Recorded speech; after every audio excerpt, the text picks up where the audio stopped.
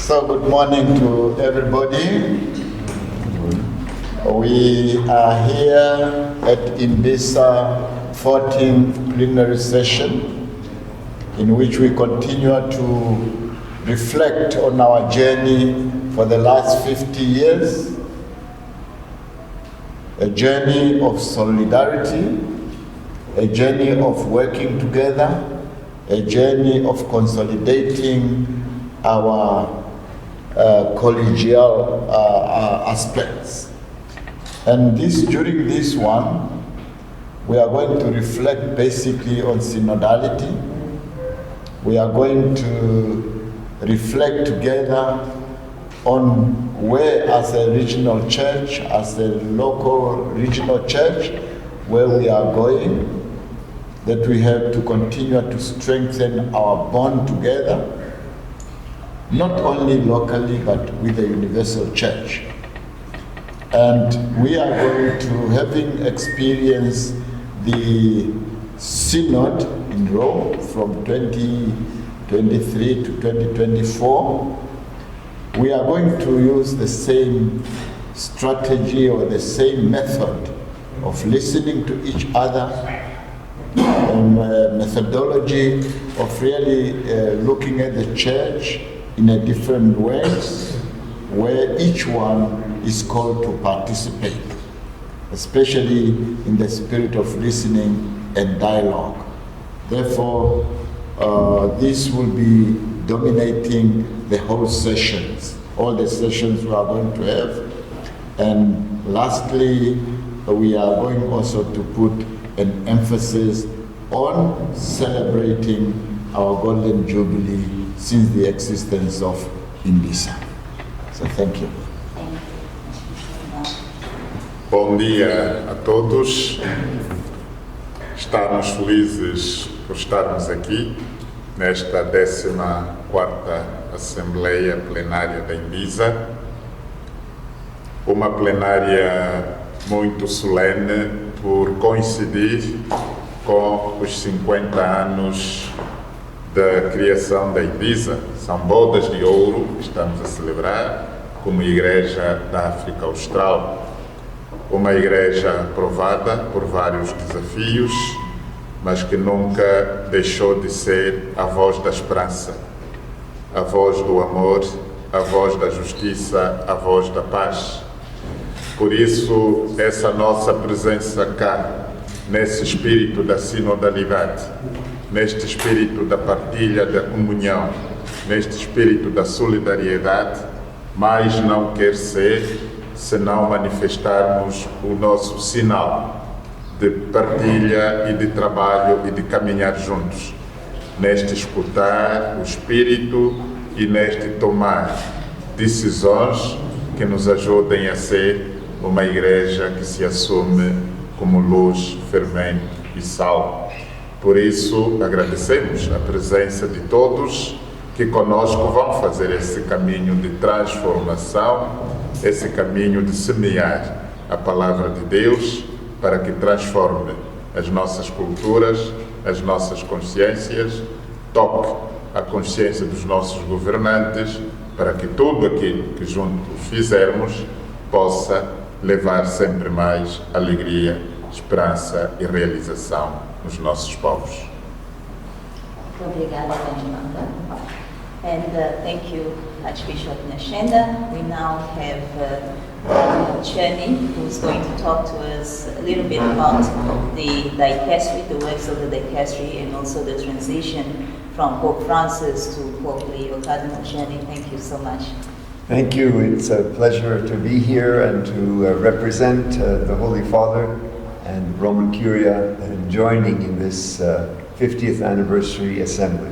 Assemblies of bishops are a high point in the life of the Church and a moment of special communion with the Holy Father and with the bishops throughout the world.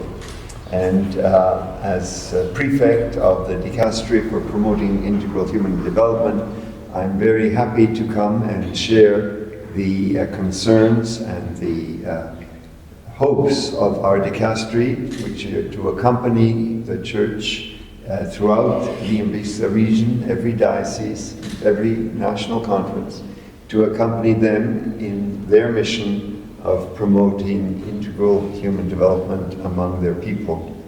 And among those are the very important concerns of taking care of our common home, of showing responsibility for God's great gift of creation, which it is up to us to use wisely, to share, and to preserve for future generations.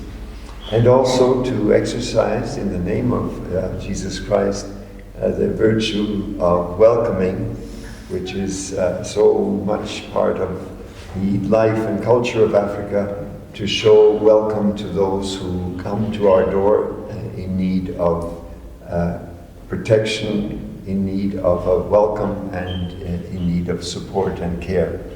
So these are some of the topics that we work on in Rome in order to help and support the churches in every part of the world, to care for our common home, to welcome the stranger, to defend and promote human rights, to seek justice, social justice, economic justice, and basically to make sure that no one is left behind, to make sure that no one is excluded, that everyone is included in the human family as sons and daughters of God.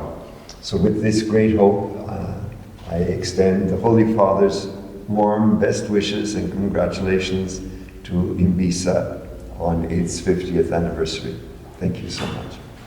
Thank you. Thank you so much, Cardinal Chani. And so we'll now take questions. Please mention your name, the media house you represent, and to whom your question is addressed. Okay. My name is Usu Gipe from Milan Journalist based in South Africa. Bishop, during your submission, the President, sorry, you made mention about reflections. But I would like to ask you about one thing, about the digital age. So I want to know the approach the Conference of Bishops is taking to address the challenges of youth in this present digital age. Thank you very much. As a matter of fact, we have got the bishop who is responsible for media, and we are trying to reach out to the young people through the digital style, because they listen to the news, they use cell phone and so on. And that is one way. In each conference we have got a communication department who are liaising so that they can respond to the plight of the young people, so that they can reach out to the young people through the means of modern communication, and that is now using media in a nutshell.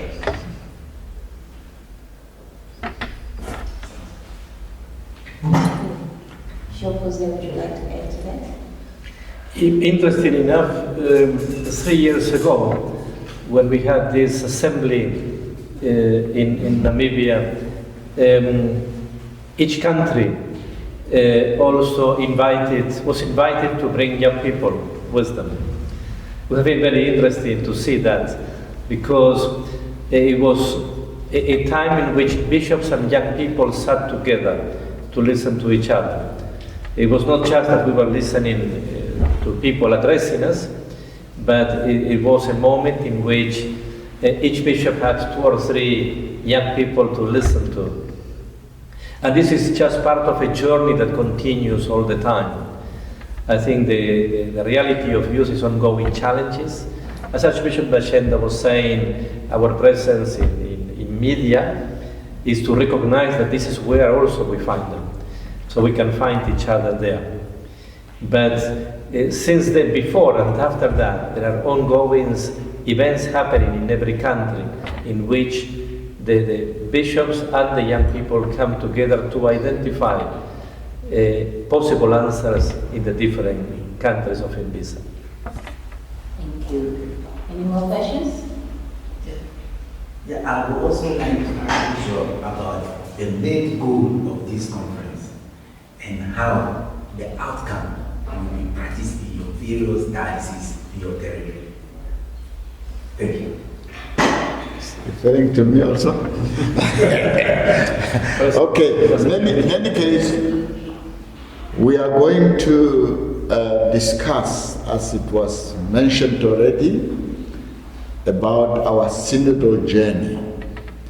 Synodal journey is basically looking at the church in a different light. It's not to change the teaching of the church. It's to see that we are called to walk together, as Pope Francis emphasized. And this journeying together, remember that not all the bishops were present at the synod, but representatives from each conference. And during this IMBISA plenary, we are going to share with them what we have learned, the way of doing things, the new approach of taking each one on board, which was basically very important to listen to each other and to consult and to involve everybody, to take everybody on board with their different gifts. Therefore, having shared with them, you have seen even the way we have arranged the tables. It's not the normal way. So that we start already this exercise here, and when the bishops go back to their conferences, they are going to continue doing that, and they are going to share with this idea to their parish priests, all the parish priests, so that they can also start using that kind of method of listening, of learning together in their respective parishes. And that is our aim. So when we go back to our places, we continue this process of listening, of sharing, of calling each one to co-responsibility, meaning to see that as a Christian, as a special Catholic, I'm not only a Catholic because I'm baptized, but I should live out my Catholic and my baptismal commitment. In that sense, taking part in the life of the church. Bringing it to eSwatini, in fact, exactly what Archbishop Nascenda was saying is what I was sharing also in my speech. I have invited people from the diocese to attend, because we are not going just to learn, to listen about this experience of synodality, but we are going to experience it. And the goal is that these people that are from the diocese, from eSwatini, taking part these days, from today until tomorrow at lunchtime, they may be at the same time as they experience this, they may be able to repeat the same exercise where they live, in their own parishes, in their own communities. We're talking about, you're going to say now, talking about media. I think media, I love it, you know, I'm present in so many different platforms. But one thing we see a number of times is that people are unable to listen to others. They read something and they react. And sometimes we react even with great tension. Synodality offers us the opportunity to say, let me open my heart to listen to the other. Because there is God's voice, through the one that is next to me, coming to me. And that exercise, we can bring it to all our countries and extend it to the world. I think it's going to be a great blessing.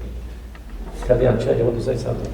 Well, I would only add, just to underline this last point, that it's maybe helpful also to understand synodality. If you hear that Pope Francis believed, and I'm sure that Pope Leo also, that this approach, which emphasizes listening, is really the solution for the problems of our world.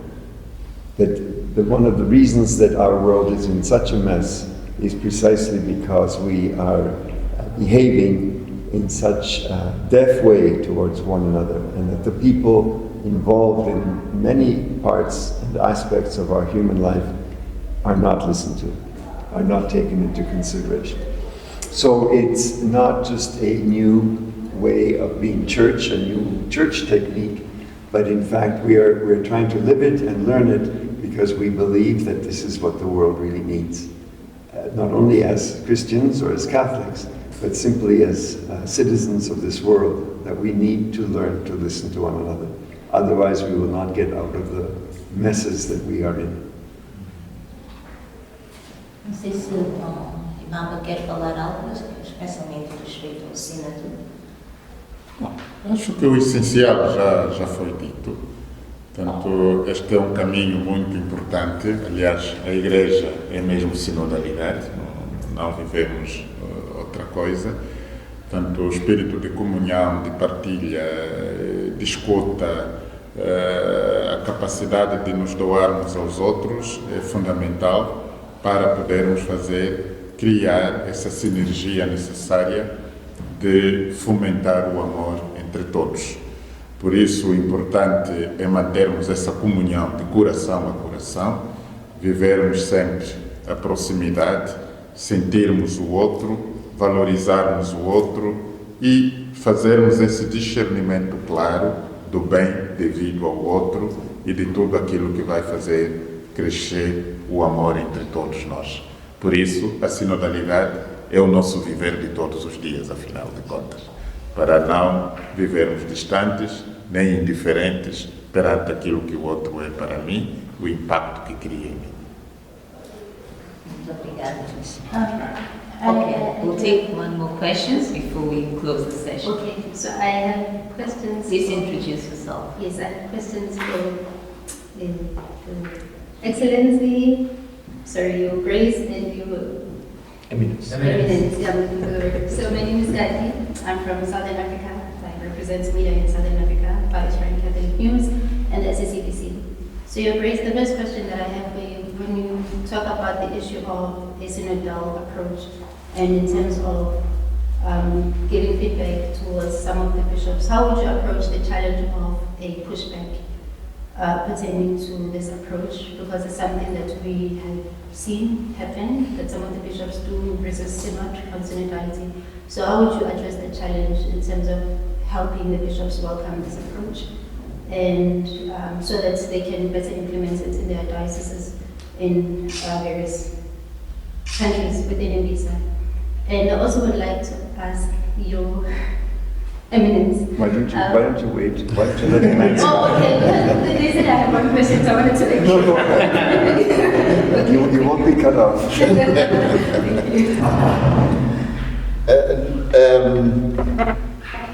Thank you for the question. The important thing is, as I said already, before we bring this idea to the different areas, we need to bring it to the bishops first. We have to share with the bishops. And we have been already, as a region, been involved in bringing it to the rectors of different seminaries so that they start already initiating the future priests into this kind of approach. And therefore, the bishops, while we are here, we are trying to sell, as it were, to sell this idea, so that the bishop try to embrace it first, so that they can bring it to their dioceses. Because if the bishop is not convinced, nothing will happen in the diocese, or he will resist. But being together, and you see so many bishops, and you are sharing, and we are selling this product now. So that hopefully when they go there to their respective areas, they can then sell it to the young people, to the youth, to the parish pastoral councils, and slowly it goes like that. He comes from Rome, and they said the expression Rome is not built in one day. So we are going to slowly build it up. From here, we are taking it to our conference areas, and we continue to sensitize ourselves and to learn, and it goes like this until on the ground. That is what I would say. In Rome, we believe that everything that's worthwhile takes at least 100 years. Next question. The next question, I also have a question for you. Your Eminence, in terms of your dicastery, I admire it because it speaks volumes to the issues of migration, refugees, as well as taking care of our common home, which is planet Earth. So there have been news reports or even personal experiences on the ground with people building walls in terms of xenophobic approaches or not being welcoming to the refugee. How can we as a church, especially on a local level, especially as young people, be able to help educate our communities about the plight of the refugee? Because I don't think anyone wants to live there or be uprooted from their own countries. But because of wars that are happening, and even our Holy Father calling for peace.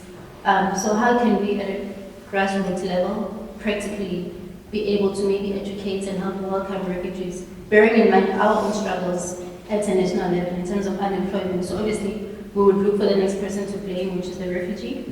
So bearing in mind our own national challenges, but having to welcome the stranger, from your experience, how can we best do it in the spirit of Ubuntu in Africa?